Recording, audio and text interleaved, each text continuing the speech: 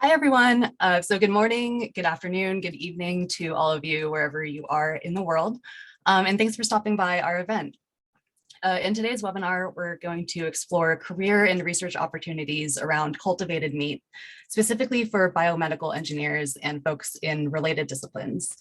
My name is Christina Aguila, and I work at the Good Food Institute, which is an international nonprofit working to build a sustainable, healthy, and just global food system by accelerating the alternative protein field. And to clarify, alternative proteins refer to meat, dairy, and eggs made without the animal. So cultivated meat is a type of alternative protein that you'll hear about more over the next hour. So before we get started, I'd like to thank BMES for hosting this event with us, because there's really a significant and urgent need to bring more bioengineering and biomedical engineering talent into this space. So to have the opportunity to speak with all of you about this emerging field is just really, really valuable. We're just super grateful to get to do this. So at this point, I'm gonna go ahead and just walk through our agenda really quick. So shortly, we're going to get to hear from two presenters. First up, we'll hear from Simone Costa, who is the Associate Director of Strategy and Innovation, also at the Good Food Institute. And in this role, she oversees our team of deep science and technology experts to analyze technological readiness for the alternative protein field. So she'll give us an overview of the alt protein landscape.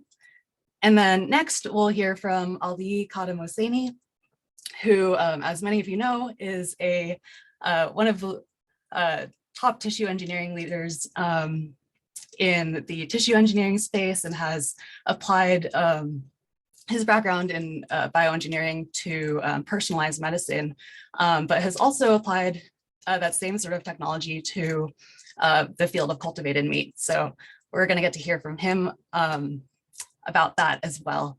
And we'll also hear about sort of their personal journeys moving throughout bioengineering and how they ended up working on alternative proteins. So I think the last thing I want to mention before we get started is that we're going to save all questions for the end. So we'll have about 20 minutes for Q&A at the very end. And if you have questions as they pop up, please feel free to just drop them in the Q&A feature in Zoom, and we'll get to all of those. And I believe that's it for me. So now I'd like to welcome Simone to the stage. So whenever you're ready, go ahead and take it away. Thank you so much, Christina.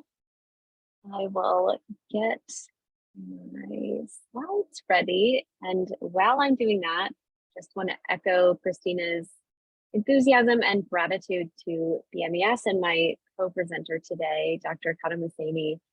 I'm thrilled to be sharing the stage, and as you'll hear from me later, BMES has played such a pivotal role in my career, so I'm just thrilled to be here today again.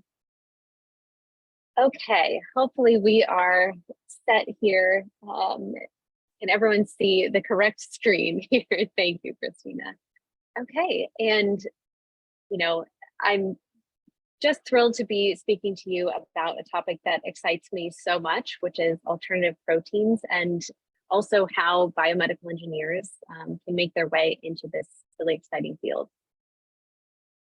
And so first, I want to tell you a little bit about a huge challenge that we're facing as a society, which many of you, may be well aware of, but that's how are we going to feed 10 billion people by 2050? It's estimated that our global population will increase from the 8 billion people it is today to 10 billion by 2050. And a huge question that GFI and others are trying to answer is, how are we going to feed all of these people in a way that's sustainable, efficient, and safe? And first, let's think about our current food system and how it measures up across these different metrics. Right now, industrialized animal agriculture is among the top 2 to 3 most significant contributors to the world's most pressing environmental issues like water use, air pollution, and biodiversity loss. In addition, this sector is responsible for nearly 15% of greenhouse gas emissions annually. That's a higher share than the entire transportation sector. And I want you to really let that, sink in for a moment. In terms of efficiency, we rely heavily on eating animals who take the food that they eat and use it to make energy, as well as parts of their body that we don't consume, like their feathers and beaks. This leaves us with this window of inefficiency. It takes 9 calories of food fed to a chicken to produce just 1 calorie of food that we can then eat. This also means that we're using 75% of agricultural land for raising and feeding livestock, which only provides us with 1/3 of the global protein supply. So you can see what an imbalance there is here. And lastly, in terms of safety, animals are consuming more than twice as many medically important antibiotics as humans are, because they're given these antibiotics prophylactically. So our current system already has a number of flaws, and these are going to simply be compounded by the scaling that needs to take place to feed our growing population. And it's going to make it that much harder to achieve a sustainable, secure, and just food system that will adequately encompass all of these features and feed all of us. Now there is hope. I mentioned that there's a solution, and GFI and others are actively working on and investing in the area of alternative proteins. As Christina mentioned, GFI is a global nonprofit. We're dedicated to accelerating alternative protein technologies. And we work across the areas of science and technology, where I sit, corporate engagement, and policy. And we have affiliates around the globe. I work in the US branch of GFI, but we also have staff in 6 different regions and continue to grow. The future of food is a deeply global issue that requires a deeply global solution. So that's, fundamental to GFI's approach, is the way that we're distributed around the world. And here's the landscape of alternative proteins that we're charting at GFI. We have plant-based, fermentation-derived, and cultivated products, with a primary focus at GFI on meat specifically. So to go into a little bit of detail, plant-based meat, eggs, and dairy are simply produced from plants. Just like conventional or animal-based meat, they're composed of protein, fat, vitamins, minerals, and water. Fermentation is an enabling technology that allows the industry to produce either standalone ingredients, like the one you can appreciate here, or functional high-value ingredients using precision fermentation. And we're going to take a moment to dive a little bit deeper into cultivated meat right now. Cultivated meat is genuine animal meat produced directly from animal cells. It's compositionally identical because it's grown in the same way that it's grown in a way that fosters the same biological processes that happen when an animal is growing. And the fundamental process for producing cultivated meat, I think, will be especially interesting to this crowd because it draws on many of the same tissue engineering principles, an area which several of you in the audience may be actively working on. And this slide gives an overview of the production process for cultivated meat. And I added some lightning bolts here to highlight areas of opportunity or areas of unmet need. And I'll review those in a moment, but to just give a general overview of the process. First, a small sample of cells is obtained from an animal as a biopsy. This is used to establish a cell line as a starter culture, and these cells are banked to be able to draw from in future batches. Cells are then grown up in stepped phases, where gradually more and more cells are growing. In the first phase, cells are added to a bioreactor along with the appropriate medium components, which allows the cells to proliferate and divide. In the second phase, the culture conditions are switched such that the cells can then differentiate into specific cell types like muscle, fat, and connective tissue. In this stage, scaffolding is also added to allow the cells to adhere and to start to form the three-dimensional structure of the final product. So, as I mentioned, lots of big opportunities here.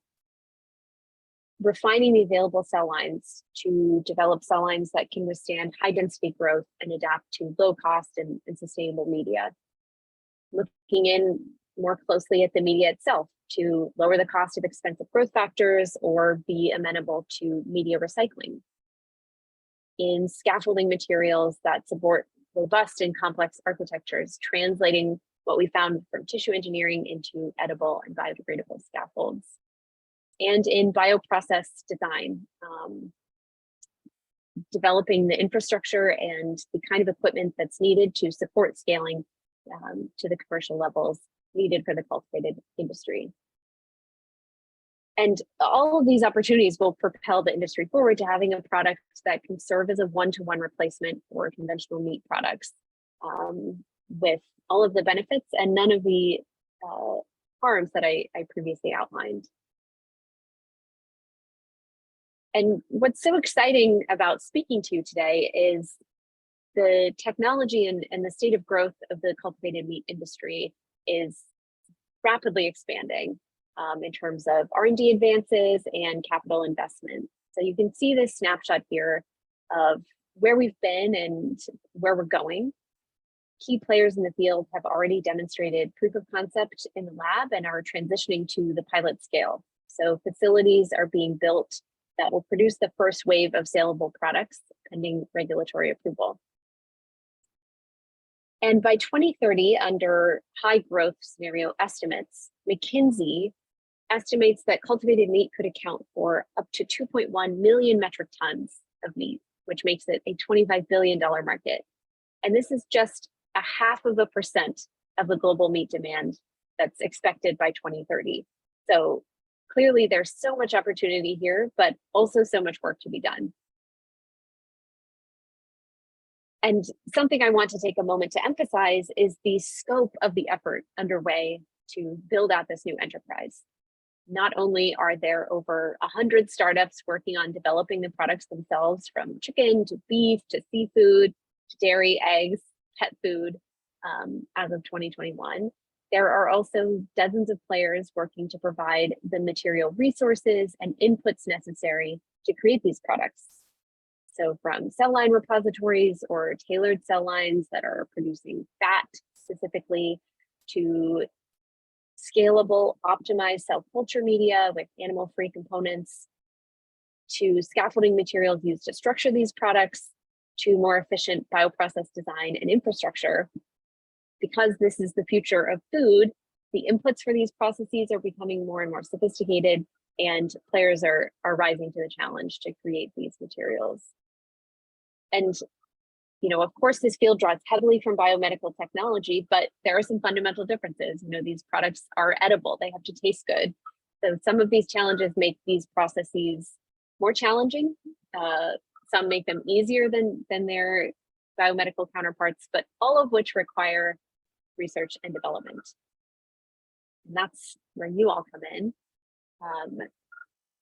Lowering costs while scaling to commercial volumes are the two largest challenges facing the industry at the moment. And these will require solutions at every stage of the production process. So let's take a moment and look at the technology-specific value chain. Biomedical engineers can plug in and bring their expertise to every stage of this process. Have you ever worked with mammalian cell culture and understand its intricacies and the nuances of nurturing cell growth? Maybe you studied metabolic or genetic engineering and have a great handle on how to manipulate these pathways in cells. Maybe you've had to optimize your growth conditions to tailor your cell culture growth, cell type, or outputs for a specific product. Do you work with polymers, proteins, or in biomaterial science and could design novel growth factors, scaffolds, or microcarriers? Or maybe you sit in the bioprocess engineering side of the spectrum and would love to design process flow diagrams and support robust scaling. If we zoom out now into the technology agnostic value chain across alternative proteins, biomedical engineers have such a breadth and depth of tools in their toolkits. You can imagine leaning into every stage of these processes as well: manufacturing and facility design, end product development. Any of these technology areas would benefit from the kinds of skills that biomedical engineers build and can bring to the market. With that very brief overview, I'd like to now share a little bit about how I made my way into alternative proteins. First, as I mentioned, I was so excited to be part of this because BMES has played a hugely impactful role in my career thus far. So to take a big step back in time, as an undergraduate, I studied biology. And I went to my first BMES conference near the end of undergrad because I wanted to learn more about how to apply the biology I was learning about as an engineer. This is a photo I took at the Atlanta Aquarium during the BMES bash at this conference. And this conference is where I discovered, the incredible power of the biomolecular toolbox that biomedical engineers can have at their disposal, and where I also had kind of my first life-changing career decision point by discovering and deciding which lab I had my heart set on for graduate school. I was just so captivated by the power of nature's building blocks, amino acids, and the ways that they can be tailored and made into something new and useful. So, armed with a huge amount of excitement for biomedical engineering, I went and pursued my graduate work in protein or biomolecular engineering, studying ways to use smart biopolymers to make protein hydrogel particles or bioactive drugs tailored for unique and specific cancers. I was fortunate to attend BMES twice in graduate school, once in Tampa, where I gave my first talk of my graduate career, and that really helped solidify and clarify the importance of providing context for your work and relating your work to the broader impacts it can have in society. Then I went back to Atlanta for a final BMES before I defended. And I very distinctly remember sitting in the main event hall thinking to myself, okay, so now what? What am I going to do with this PhD that I've just earned? What do I want to do? I decided I wanted to work towards, a more sustainable future. And at first, I wasn't sure how my background in biomolecular engineering or drug delivery for cancer would be useful here. But what I found is that there are lots of ways to apply your skill sets if you just start looking. So first, I my way to an enzyme engineering startup where we made biodegradable replacements for synthetic chemicals in consumer goods. And that provided an amazing hands-on experience in being in a startup environment. Then I wanted to hone my strategic and business development skills a little more. So went to a science communications and consulting agency where we consulted for pharma and biotech clients. But around that same time, my professional and kind of personal interests started to intersect in a really big way. And something that is very important to me as a scientist to be able to work towards solving is climate change and what a pressing challenge that is for all of us. Kind of as a subcategory to that, I want to understand how to build better consumer practices and minimize our impacts on the environment. So I took a good hard look at myself as a consumer and thought about, what kind of consumer do I want to be? What kind of science do I want to help advance? And I found so much hope and so much to be excited about when it came to the food I eat because of alternative proteins.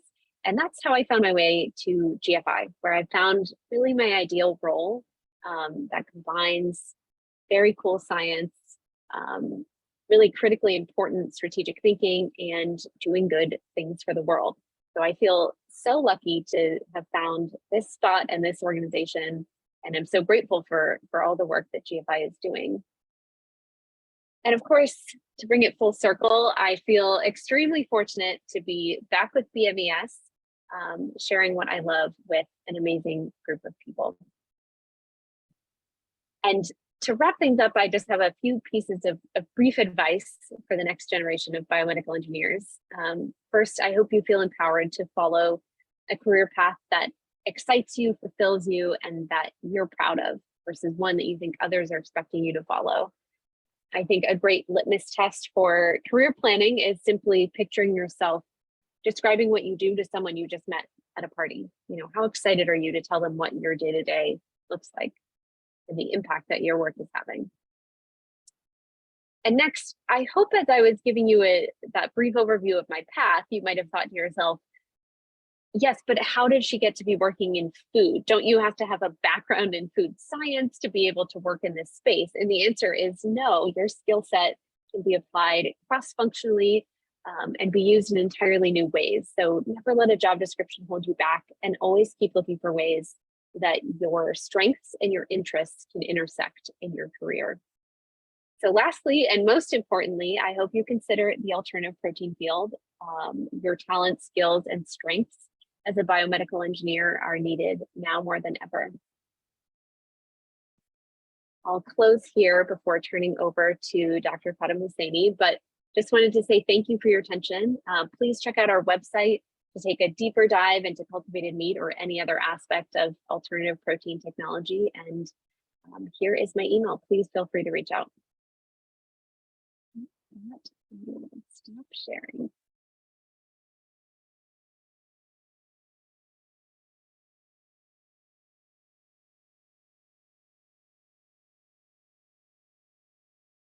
Wonderful. All right. Can everyone see my screen?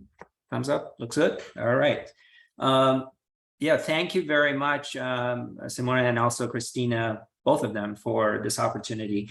So I am also, I come from the world of biomedical engineering and found myself getting super passionate about some of the aspects related to sustainability and things associated with it. So before I start, I just want to tell you a little bit about my conflicts. I definitely have some conflicts, particularly related to this field in Omeat, which is a startup company that I'm involved with. So, but before that, let me tell you about my journey. So I'm currently the CEO and director of the Terasaki Institute. I'll tell you a little bit more about the Institute, but I started as a chemical engineer. I trained undergraduate chemical engineering at the University of Toronto. And when I graduated, I really started doing research in biomedical engineering. My first research experience was in taking cells and putting them in polymer coating so that we can evade the immune system and use them for applications like treating diabetes. And I thought those were the coolest thing in the world. So I became super passionate about this bioengineering field. I went to MIT for my PhD, and I worked with Bob Langer, who's a legendary biomedical engineer who's invented tissue engineering and drug delivery. So I finished my PhD in 2005 and joined the faculty at Harvard and MIT through this joint division that they have, as well as Harvard Medical School. I continued working a lot in biomaterials and tissue engineering. I was there as faculty for 12 years. And 5-6 years ago, I came over to LA initially to join the faculty of UCLA. And pretty quickly, I got this opportunity to move to really build this new research organization called the Terasaki Institute. So I decided to do that. So I left UCLA to pursue this endeavor at Terasaki Institute. And while I was doing that, I also spent a year at Amazon learning about how real world culture is and how real companies operate. So that was a really amazing experience. So what we do at the Terasaki Institute, we have a very broad mission of trying to really develop really solutions to important problems that both affects the planet as well as the health of humans. And we're in Los Angeles, very gorgeous place. And our latest building is about to get unveiled in the next few months. So if you're in the area, definitely feel free to visit us. So what I do is a lot of things related to tissue engineering and biomaterials. So when you think about our general scientific work, a lot of it involves around making new materials that could be used to improve things in surgery, and materials that can be placed inside the body and they would work with the body to induce healing. We work a lot on making devices that can be wearables and have sensors, actuators, and all those sorts of things. And of course, we work with cells, things like stem cells and immune cells that can be used to modulate what happens inside the body.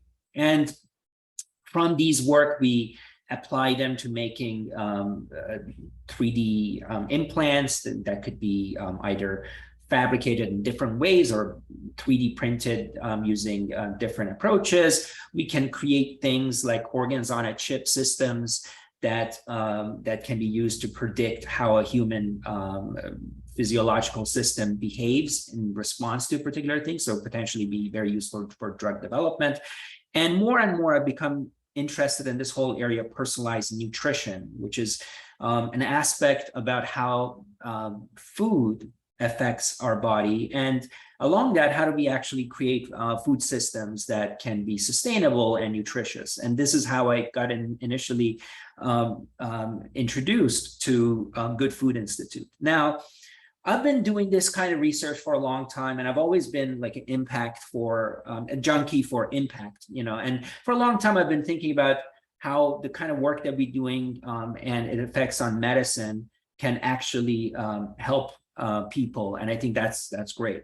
But more and more, as I've become more educated in really how the world works, I started to see huge things that about sustainability and how actually we're not going to have a future, let alone worry about people's health if we don't address these things immediately. So, for example, like when I think about the world, you know, we have a particular vision of the world that, you know, we mammals, there's many different sorts of mammals in the world, and we're kind of living, if not in harmony, at least in some sort of an equilibrium that's going to, you know, continue at least for, you know, next, you know, few decades, right? So this is what we think. So we think about all these different animals, and we think that, okay, in primates, there's an off branch that is humans, but we have, you know, diversity of things in the world. Now, the reality is very different. And when I kind of got, you know, wind of this, it was kind of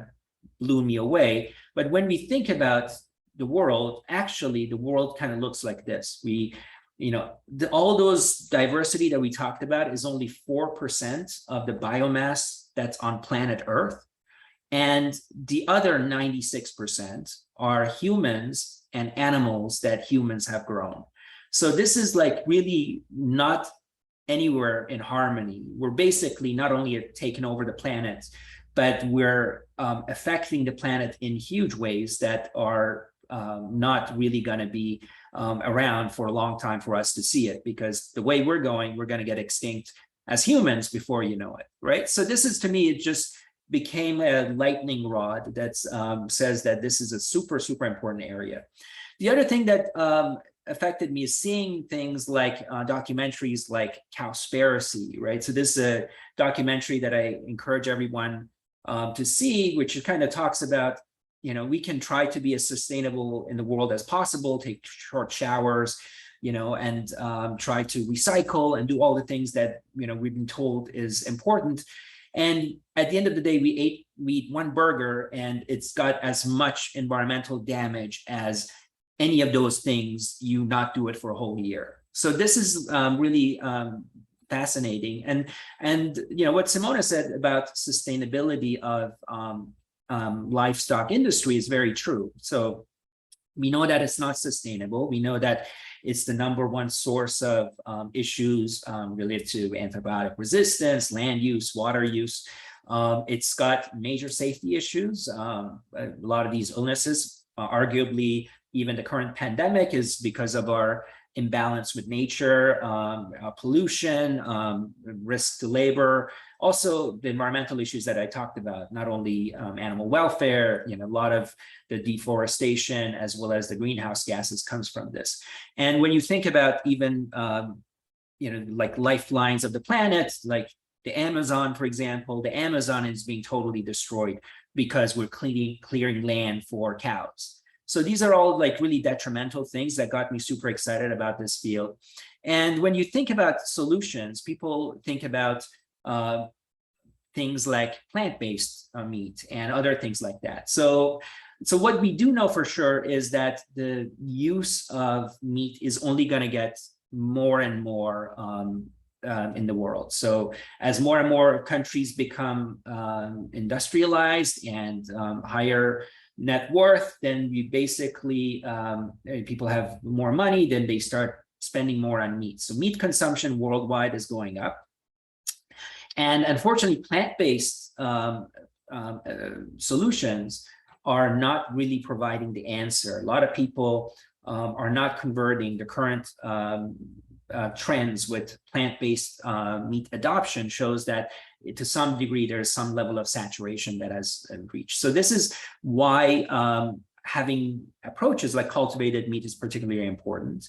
And of course, this is huge. When we talk about markets in medicine, we talk about billion-dollar markets, which is huge. But when we talk about replacing meat, literally we're talking about trillion-dollar markets. So, the traditional meat industry is gigantic, and it's predicted that the alternative protein industry is going to be a huge section of that going forward. We're actually hoping that this can become even bigger in the next decade or two, so that we can actually address some of the challenges that I mentioned. So how can biomedical engineers help? Well, many ways. We, making meat outside of the body requires techniques like understanding cells and materials and tissue engineering approaches, being able to combine biochemical, biophysical cues with the right cells to grow these tissues in the way that we want, so that they actually mimic human tissues, in this case, cow tissues or other livestock tissues. And also a lot of the things we do as engineers, for example, growing cells and bioreactors and scale up, are very much relevant to this whole area. So when I was a young chemical engineer, I learned about things like, CSTRs, continuous stirred tanks, and chemical reactions and bioreactors. And these are become very, very relevant as we start scaling these industry. And putting them all together, processing these into things that look and taste indistinguishable from different types of meat, whether it's ground meats, or whether down the road we put these things together to make whole cuts of meat, are things that are really important that I think people with biomedical engineering background and people who know how to play with materials and cells and grow and scale these in culture, I think are going to be really important. So the way I kind of think about this is that we're just at the cusp of a whole new era about how bioengineers can contribute to the world.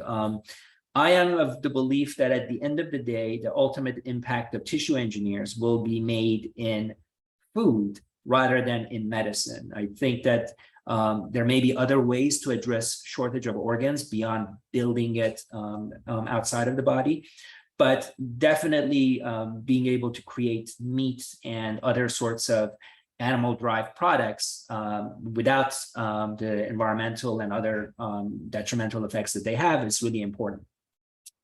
So this is going to be a huge, huge impactful field. And when I think about pioneers, I think about people who are at this early cusp of something exploding, and people who kind of adopt that and move forward early. And my mentor, one of the people that I respect the most, is Bob Langer, as many people know.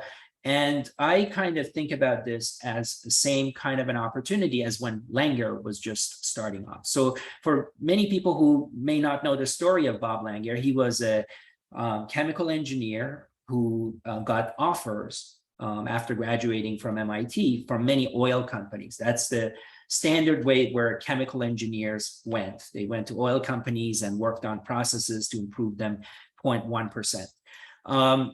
And what he did is that he actually took a different path. So he met a professor at Harvard Medical School who basically was interested in combining different fields, engineering and medicine. And he worked with Professor Folkman on working on cancer and blocking the growth of blood vessels that enabled that. And at the time, he basically said this was the lowest paid job that he had. So he could have gone to an oil company and got paid a lot more. And he had no background in medicine. So he actually had to go through a lot more training to learn about this new field and to become an expert in it. And he was the only engineer at the hospital. So when you think about again, being some of the early front runners, if you're the first biomedical engineer applying your expertise to a food problem, then that's a really important thing.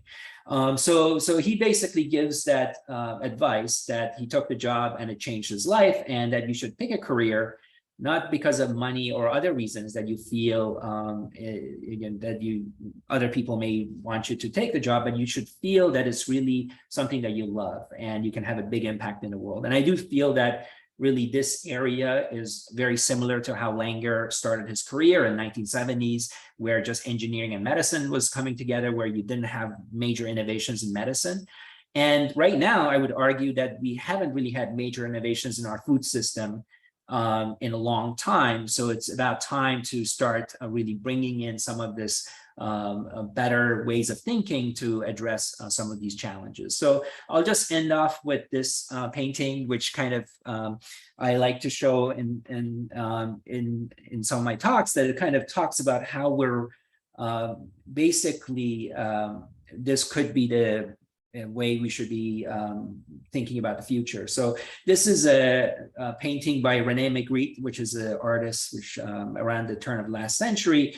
And he's looking at the egg and is drawing the bird. And in many ways, I feel like this is where we are in this whole process of converting our food system and making it more sustainable, and going back to the things that I mentioned, where we have taken over the planet and try to harmonize it more so that we can actually live in balance with nature. So with that said, thank you very much. And I'm happy to turn it over to Christina and answer any questions.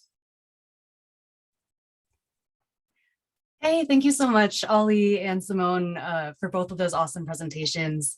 I see we have a few questions that have trickled into the chat so far. I know some people like to wait till the very end to drop their questions, so I will stall a little bit and give you a little bit more time to type. And in the meantime, I just wanted to share just some resources from GFI. I hope these are showing up. But we have a whole page. This is on gfi.org/vocation, where you can learn more about not just cultivated meat careers, but also careers in the plant-based and fermentation sectors. And you can find just a whole hub of resources to kind of help you transition your career into this space. So I'll just go ahead and stop sharing so we can move into the Q&A. And again, just totally feel free to keep adding questions, and we'll try to get through everything we can. So starting with some questions that were asked earlier during Simone's presentation, someone is asking, when it comes to materials that are required for cultivating meat, such as cell culture media or growth factors, how efficient is it compared to other types of alternative proteins, such as fermentation-derived or plant-based meat? I'm happy to start us off here, and then would love to hear your thoughts on this as well, Ali. But I think it's, it's an interesting broad question when it comes to what does it mean when we're saying something is more efficient or less efficient. I'm guessing with this question, the person is referring to, the energy imbalance that I was describing when it comes to our current food systems. And this is why, GFI is so invested in conducting analyses like our life cycle assessments that we've done for cultivated meat, and we're currently doing for fermentation derived and plant-based products, because we want to get a sense of, where are the levers that we need to push to be able to make these technologies as efficient as possible. That being said, from the, where we are today, all of these technologies are more efficient than our current conventional meat systems. So we're already at a good starting point, but we want to continue to push the envelope and make each of the technologies in these pillars as efficient and energy effective as possible.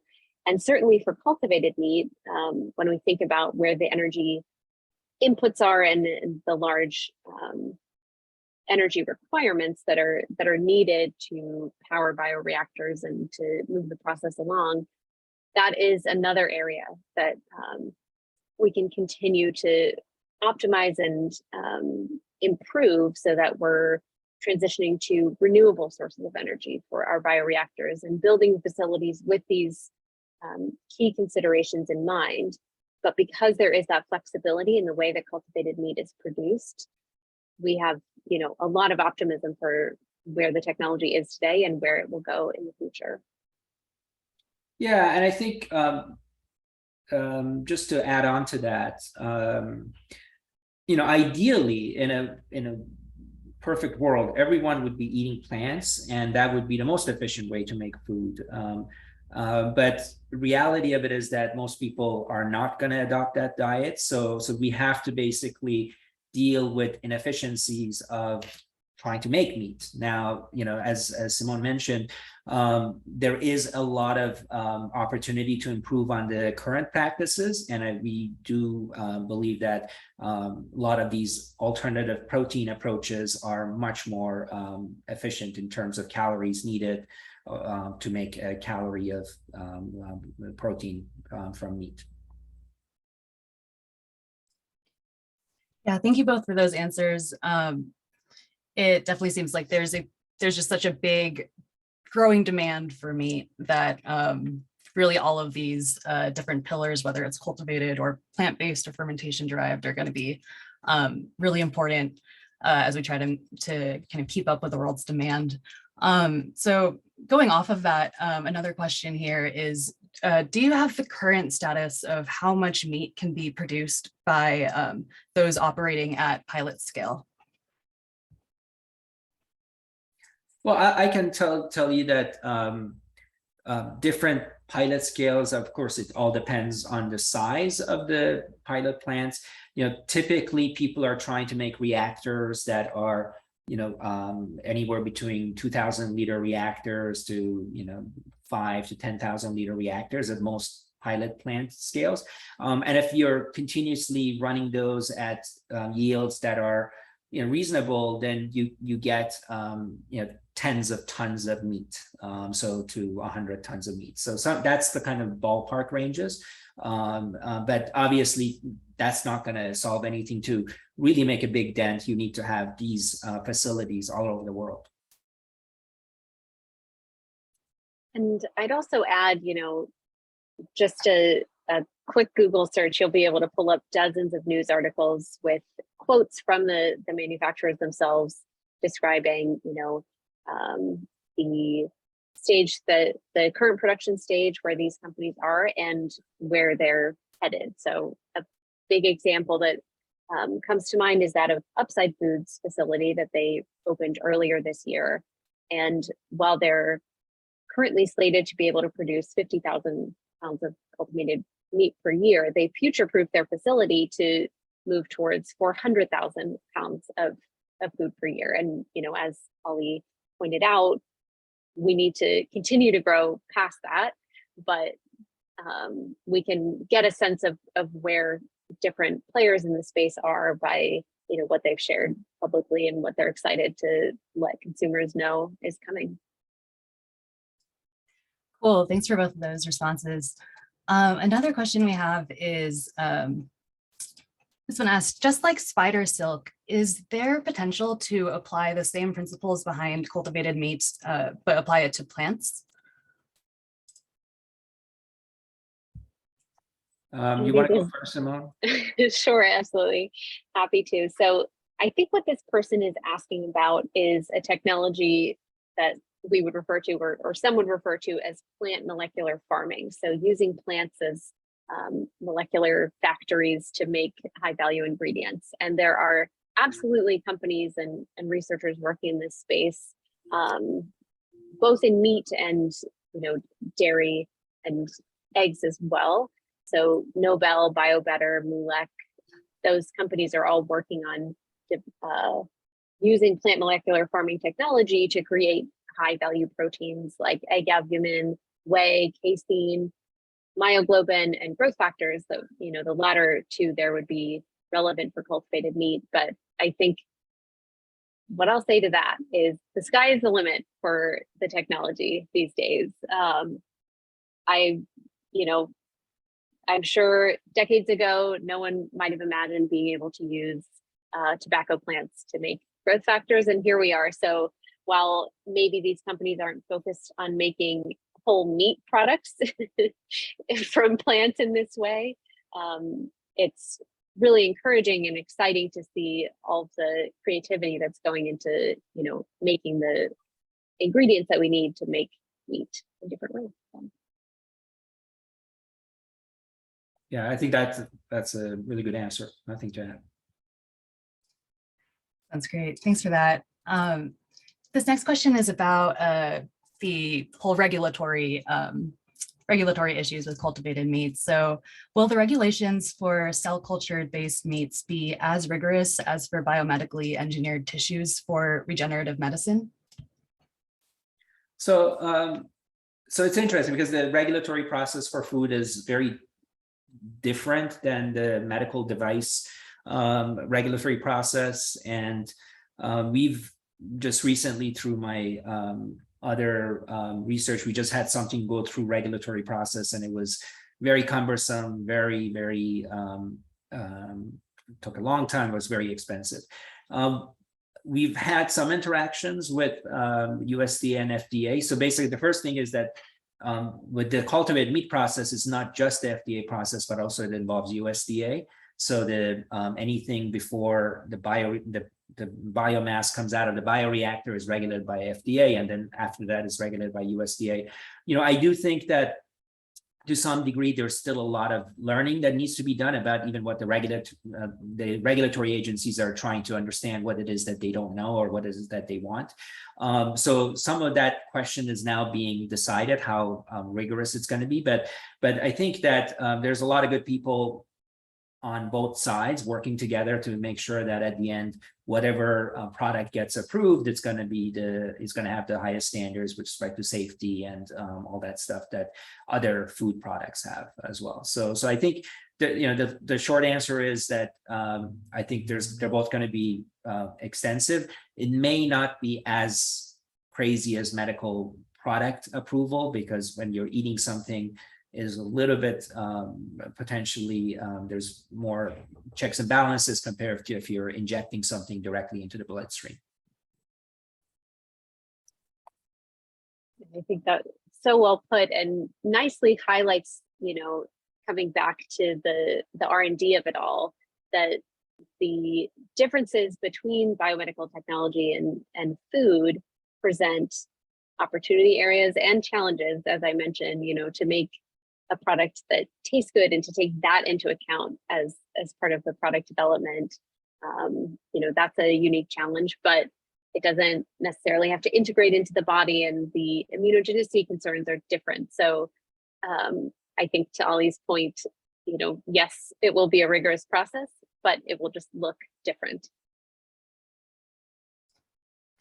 That definitely makes sense. Going off of that, if let's say the regulatory process is relatively smooth, what do you think the biggest obstacle will be when it comes to overcoming bottlenecks to make cultivated meat a viable option over conventional meats? Yeah, I think obviously a big challenge is going to be just getting the message across and getting people to not just buy it one time, but use it as their go-to food source when it comes to their, let's say, meat or meat that they want. So there's still a lot of challenges out there, a lot of education that needs to be done so that people are comfortable with the whole process that their meat is being grown in a bioreactor. Beyond that, I think there's definitely forces from the status quo players and all the current way food is being generated that also needs to be addressed. There's definitely going to be some people who will see cultivated meat as a threat, not necessarily an opportunity. So I think just figuring out all the ways to navigate those things, I think is going to be important. And I would add to that, in addition to the consumer piece and generally kind of raising the whole ecosystem, a big area for opportunity and where everyone who's on this call today comes in is workforce development and having the talent pipeline built out to funnel specialized and talented workers into this field to be able to, do the work and innovate in the ways that are needed to continue to grow.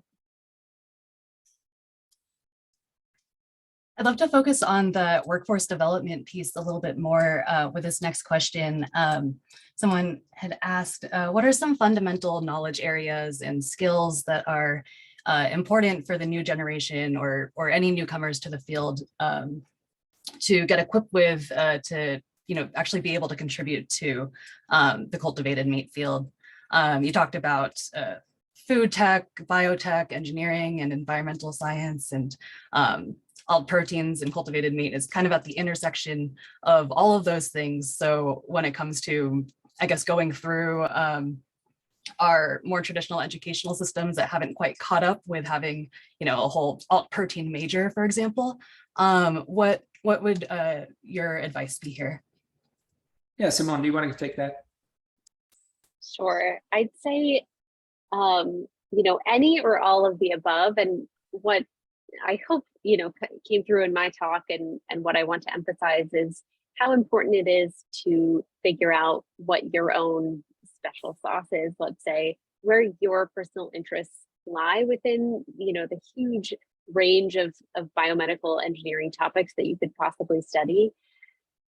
Figuring out where your interests and your strengths really lie, I think that's the key to your success to getting into this field. Of course, there are, fundamental areas that this person nicely captured: food tech, biotech, engineering, environmental science, biochemistry, cell biology, biomaterials science. I could go on and on. But there are so many ways in and so many different parts of the production process that need different specialized skill sets. I think you'll be hard pressed to find an area of biomedical engineering or biological engineering that wouldn't be applicable to this field. Yeah, and just to add on to that, I think the most important thing is to really be able to work in teams, because no one is going to bring in all the right tool sets. So you have to be able to communicate well with people with different backgrounds and at the end provide your own unique expertise, but at the same time know that it does take a village to make this happen.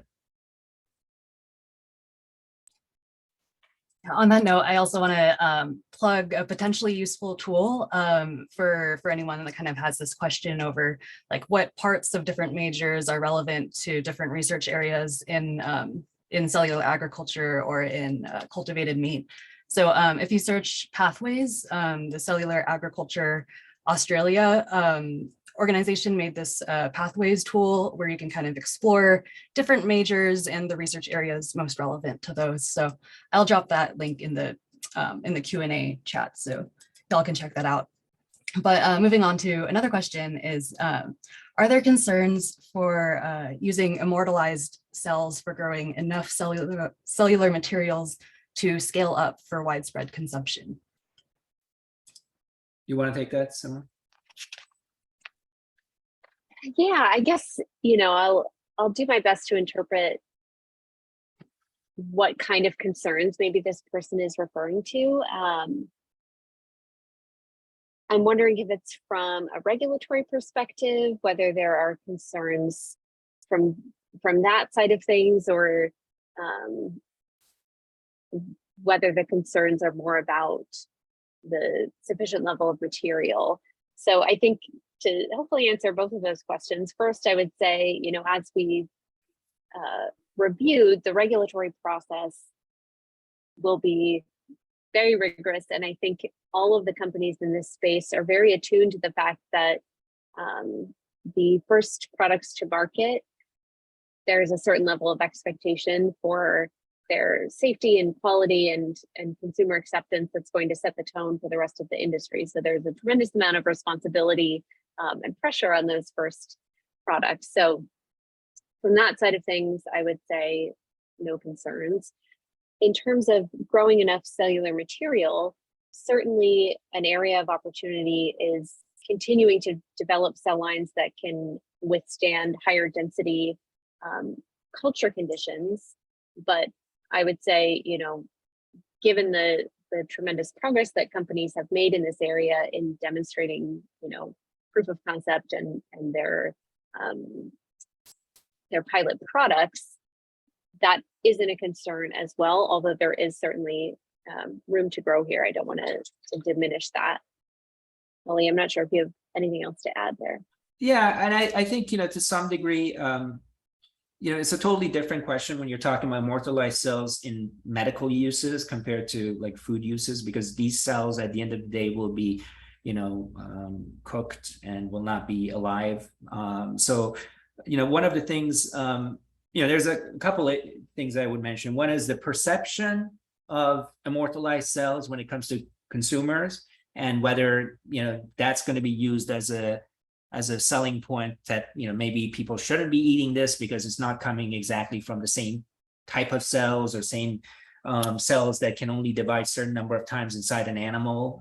So that's one thing that I would just say may be a concern. And then the other one is, at the end of the day, you want cells that have differentiated effectively so that they have the same protein expression as let's say muscle cell in a cow, that basically may be different from what some immortalized cell may be able to do.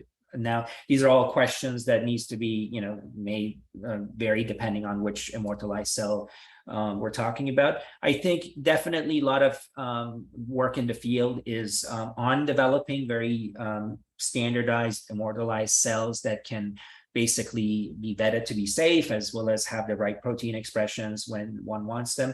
But yeah, one of the things we do know is that even if you take a cell that can only divide, 30, 40, 50 times, and you grow that, you still can get tons of cells from an individual cell. So there is a lot of expansion in even non-immortalized cells that we can accomplish. So the field is not limited to just immortalized cells. Awesome, thanks for those answers. And I think we maybe have one more time to squeeze in a question. So this last one is, do you anticipate resistance from the current conventional agricultural industry? And what kind of impact could this new cultivated meat industry have on small family ranches? Yeah, so great question. I think, the way I kind of see this is that one has to figure out synergies with the existing agricultural community. Obviously, I think that there are a lot of potential synergies. I fundamentally think that there's a lot of ways in which we can work with small farmers and be able to provide ingredients that are healthier and are more sustainable into the pipeline of the supply chain of this cultivated meat industry. So I do think that that's something that one needs to really think about. If we are trying to create sustainable food system, we can't have the inputs coming in be from unsustainable sources and at the end called sustainable. So I think having a holistic ecosystem view of how everything works together, I think is going to be really important for all of this.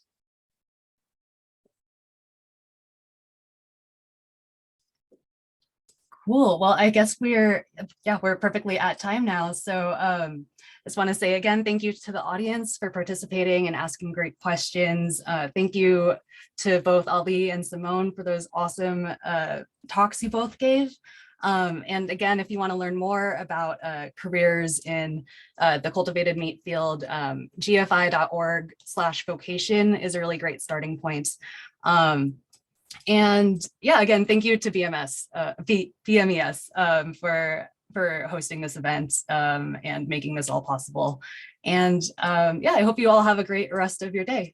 Thanks again for joining. Thanks. Bye, everyone. Bye.